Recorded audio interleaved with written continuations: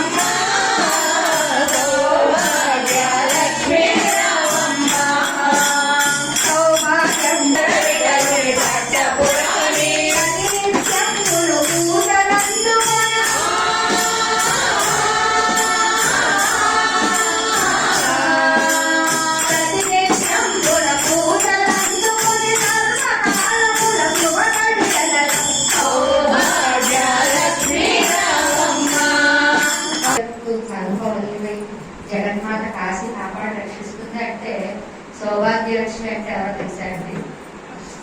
సౌభాగ్యలక్ష్మి అంటే మంచి ఆలోచనతో ఉన్న ప్రతి తల్లి సౌభాగ్యలక్ష్మి. ప్రతి వ్యక్తి మంచి కోరుకునేటటువంటి మాతృమూర్తి సౌభాగ్యలక్ష్మియే. అటువంటి మంచి తత్వం కలిగి ఉన్నటువంటి వాళ్ళు, భగవన్నామస్మరణ చేసేవాళ్ళు అందరూ సౌభాగ్యవంతులే, అందరూ సౌభాగ్యలక్ష్మియే.